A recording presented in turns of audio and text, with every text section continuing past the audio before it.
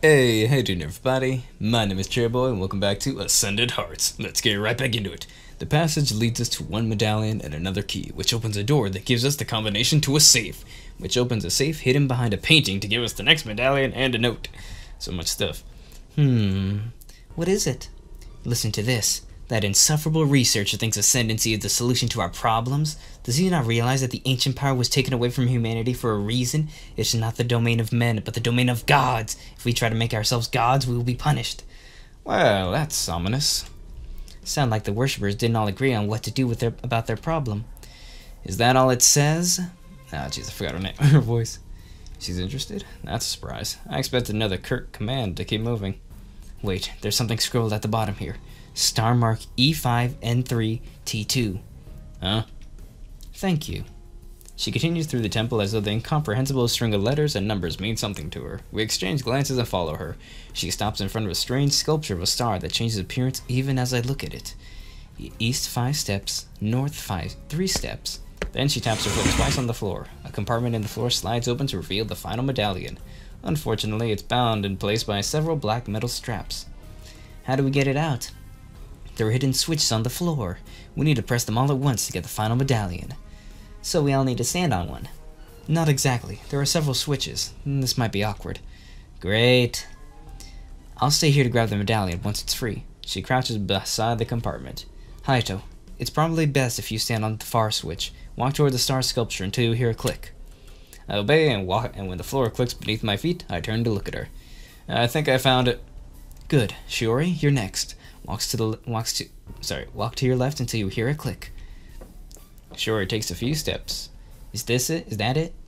Now slide your right foot to the side until you hear another click. Alright. Now bend over and find 2 more switches with your hand. You must be joking. Aiko, you need to find the remaining switches. I have a bad feeling about this. While Shiori feels among the temple floor for hidden switches, Chisei instructs Aiko on where to find the rest. She awkwardly contorts herself even as Shiori drops to her knees with a grumbled complaint about how nothing is ever easy. Whoa! A CG! I stare at them in bafflement. We got it. Oh, wait, no. We got a CG! Yeah! Their faces. They're so confused. Gosh, Shiori, you're on one of Aiko's switches. What? How? Never mind. Aiko, slide your foot forward. Okay. Hey, don't you have any respect for personal space? Would you rather it was Hayato? What's that supposed to mean? Let's get this over with. Aiko wiggles her fingers fingers a little further along the ground. Found it. I'm on all of mine now. We wait. Nothing's happening. We should have it. Sure, you must not be on one of your switches. Maybe she's the one missing a switch. I'm glad all I have to do is stand here. Shiori's arms and legs tremble from the effort of holding herself in this position. Move a little to the left. Now I know the worshippers were insane. No sane person will go through all of this just to navigate a temple.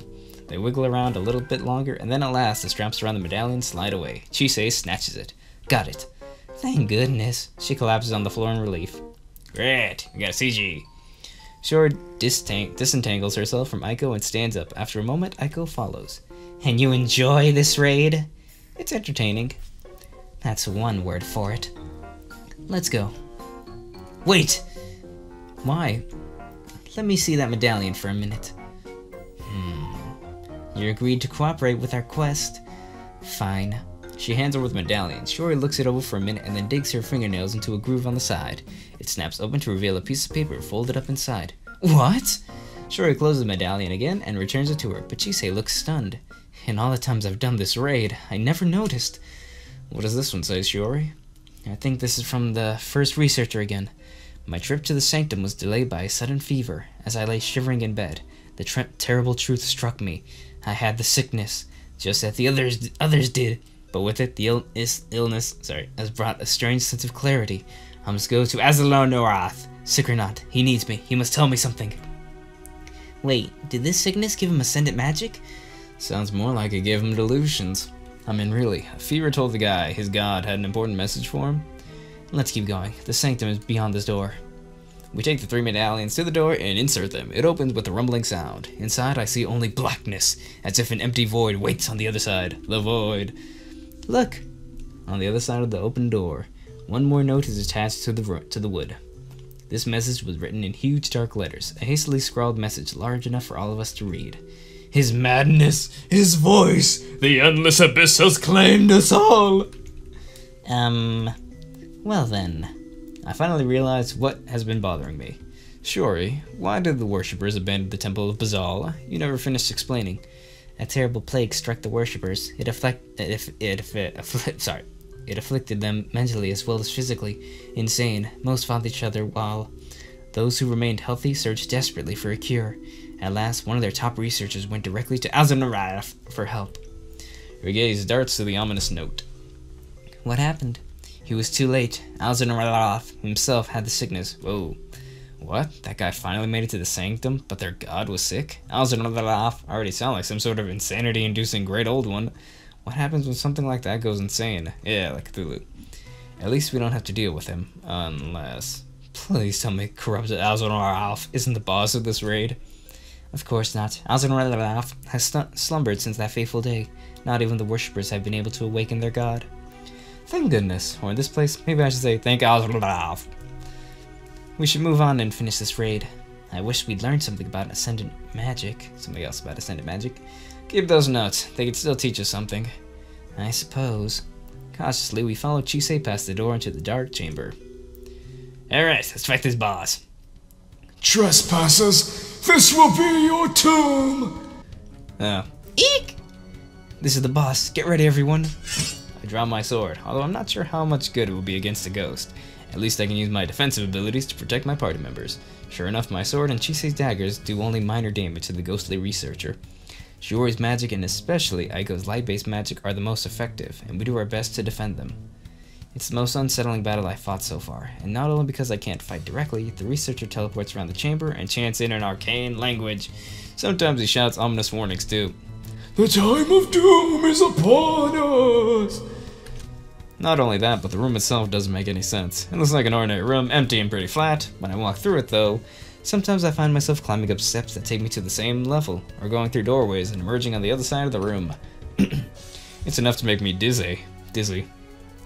Chisei, however, dashes from invisible door to invisible door with perfect accuracy to follow their researcher's movements. I guess that's what happens if you do this raid often enough. At last, Shuri and Aiko wear the ghost down. He fades away, but not without one last haunting cry. The prophecy is coming true! Then he vanishes. Glad that's over. I guess we should get the rewards and head back to Lightshire to come up with a new plan. But Chisei remains silent. She stares at the spot where the ghost floated a moment ago. Is something wrong? His final words. He never said that before. Could it be because we found the note hidden in the medallion? Perhaps. She still looks unsettled as we head through the dark chamber to the other side, where treasure chests await us. And on top of the largest treasure chest, another piece of paper rests. What? That was never there before. Shura picks it up and unfolds it, then she draws in a sharp breath. I don't believe it. What? Her voice trembles as she reads the final message. I have seen my god, stricken by illness.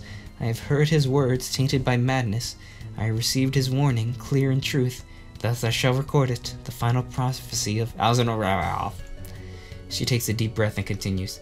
The gift of the gods turns to destruction, and monsters arise to destroy humankind. Born of hatred, driven by fury, they race ahead toward a black dawn. Only one can stop the Ascendant heart, a traveler to our land sent by the gods from another world. Shuri's words hit me like a physical blow. A prophecy about a traveler from another world? It's crazy. I'd have to be arrogant to assume it's me. Maybe this sort of thing happens all the time here. And yet, how oblivious to my conflict, the other three frown at the message. What does that mean? It means that if we want to stop the attacks on Lightshire, we need the help of a hero from another world. She sounds oddly calm about this. Maybe it really does happen often. Just how are we going to find someone like that? Post another notice? Okay, I can't just ignore this. If the prophecy is really about me, they need to know. Otherwise, they'll waste time and effort trying to find another traveler who doesn't exist. On the other hand, how can we be sure this is about the attacks on Lightshire at all? An insane researcher had a vision from an equally insane god about monsters destroying humanity. The key word is insane. It might have nothing to do with us. And for that matter, isn't the god something we should be concerned about? Mad gods don't generally lead to good things. What's wrong, Haito? You look like you want to say something. Well, well, I'm not bragging, but as about the mad god, relevant, but yeah.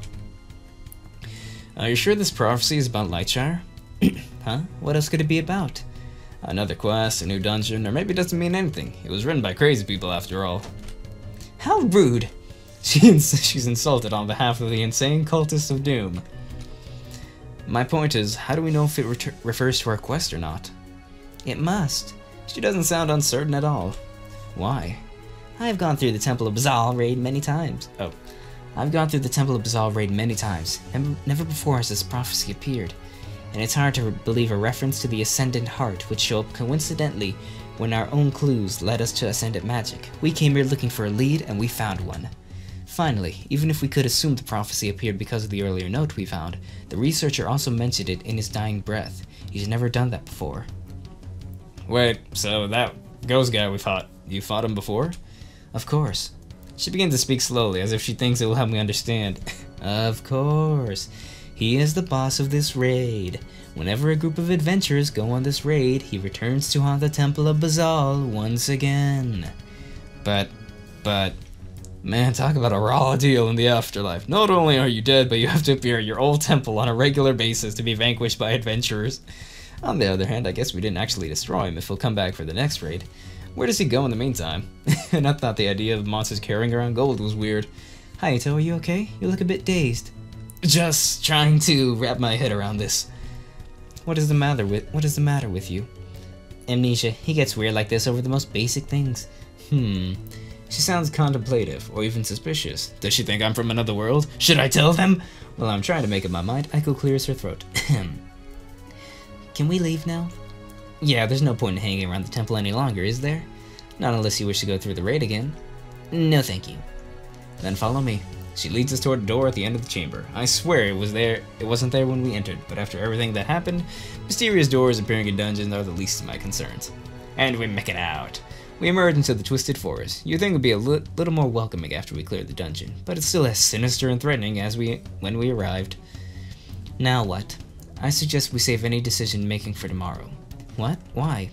We've been through an ordeal. It's been a long day. We all want to find answers, and that could lead us to make hasty decisions. You've got to be kidding me. You were the one in such a hurry to get here. Indeed. So? What? So why did you suddenly change your mind? I did not. We completed the raid. And now you don't want to talk about what we learned? I wish to discuss it tomorrow, once we've all had time to think about it. This is ridiculous! It's a prophecy about the monster attacks, and it says we need a traveler from another world. We need to talk about that now! Tomorrow. Now! She turns a furious glare on us. Back me up, you two. Aiko cringes and shrinks back. I'd like to think about things a little more, actually. Thank you. It's good to know I'm not the only rational one here. Rational? Why, you little... She scowls at me. What about you? I hesitate. I can understand her desire for urgency, because every minute we delay lets the Dark Wolves endanger Lightshire even more. On the other hand, I could use some time to think about the prophecy. Could it possibly be about me? All three of my party members stare at me expectantly. Shiori looks impatient, Chisei irritated, and Aiko worried. Side with Shiori or side with Chisei and Aiko. Let's go for the Shiori. I think there's 3 routes. I'm not entirely sure. Let's go with Shiori. The quest comes first.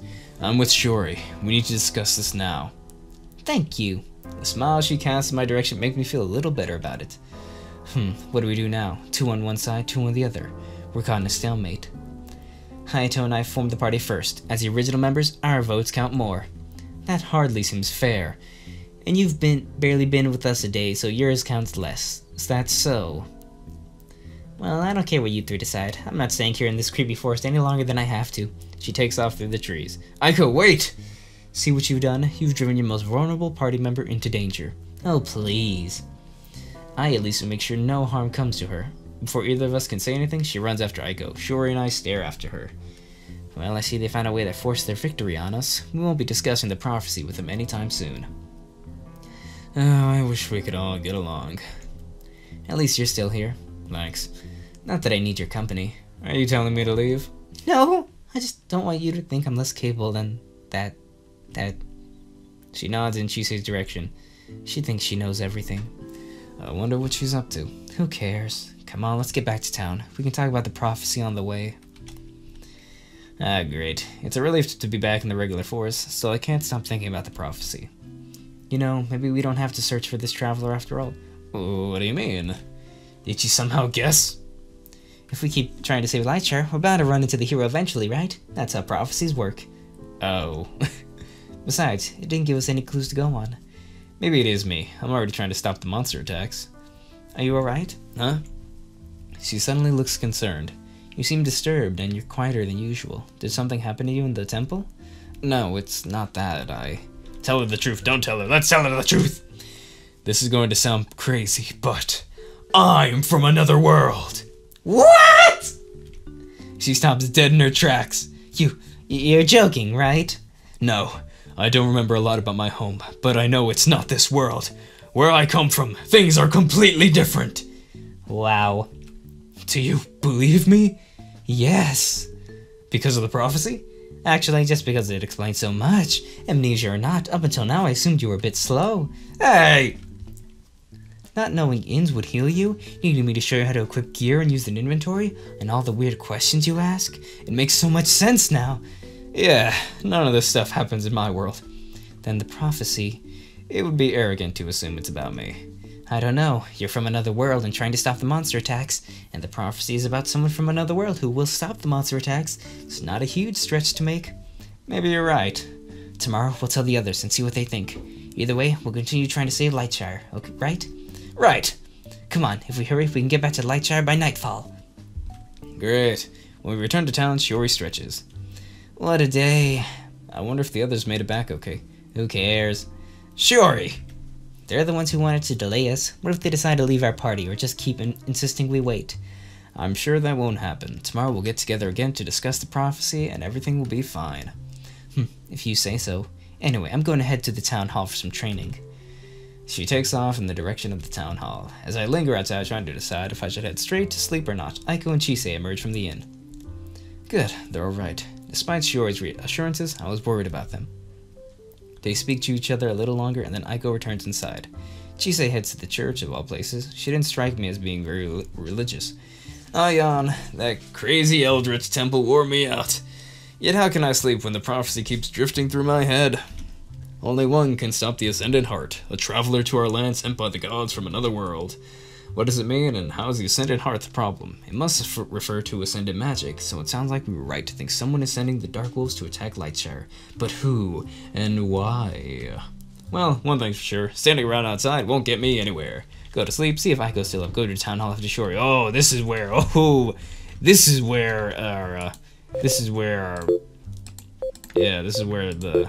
probably where the things change up. Well, I'd say let's go after Shiori, but we're gonna do that in the next episode, everybody. Thank you so much for watching. If you enjoyed it, please leave a like. If there's any of the games you would like me to play, please comment down below as well. If you like this and would like to see more, please hit that subscribe button and the notification bell as well, as that would be epically appreciated of you. And as always, my name is CherryBoy, and I will see you in the next video. Bye! See ya!